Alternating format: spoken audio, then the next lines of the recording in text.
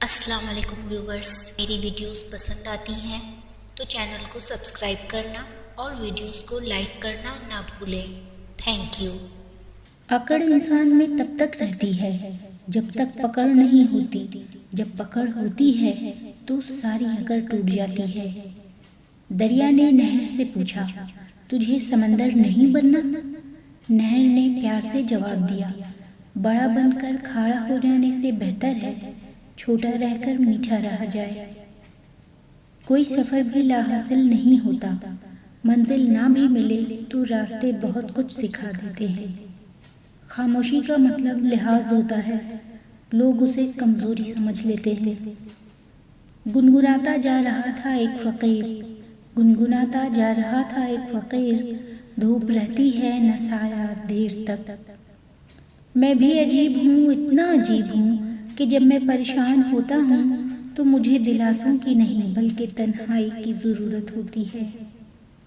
بس یہی سوچ کر زیادہ شکوہ نہ کیا میں نے، بس یہی سوچ کر زیادہ شکوہ نہ کیا میں نے کہ اپنی جگہ ہر انسان صحیح ہوا کرتا ہے۔ جو وقت ہم دوسروں پر تنقید کرتے گزارتے ہیں، وہی وقت اگر ہم اپنی اصلاح کرنے میں گزاریں تو زیادہ بہتر ہے، کیونکہ کسی کو بدلنا ہمارے اختیار میں نہیں ہے، مگر خود کو بدلنا تو ہمارے اختیار میں ضرور ہے۔ آپ کسی کو بھی زبردستی دو کاموں کے لیے مجبور نہیں کر سکتے، ایک محبت اور دوسرا عبادت، کیونکہ یہ دونوں دل سے ہوتی ہیں اور دونوں کا رشتہ روح سے جڑا ہوتا ہے۔ لوگ ہماری زندگی کا ایک صفحہ پڑھ کر پوری کتاب خود لکھ دیتے ہیں۔ کبھی کبھی انسان ہر چیز سے تھک جاتا ہے۔ لوگوں کا کیا ہے، نظریں بھی تم پر رکھیں گے اور ناراضگی بھی۔ یہ جو حالات ہیں میرے ایک دن سدھر جائیں گے، لیکن کافی لوگ میرے دل سے اتر جائیں گے۔ ناکامی سوتیلی ہوتی ہے اور کامیابی کے 100 رشتہ دار نکل آتے ہیں۔ اگر تم اللہ کے ہاں اپنی حیثیت جاننا چاہتے ہو تو یہ دیکھو کہ اس نے تمہیں کس کام میں لگا رکھا ہے۔ اللہ پاک کے آگے رونے سے درد سکون میں بدل جاتا ہے۔ اللہ پاک کے نزدیک سب سے پسندیدہ عمل پریشان حال کی مدد کرنا ہے۔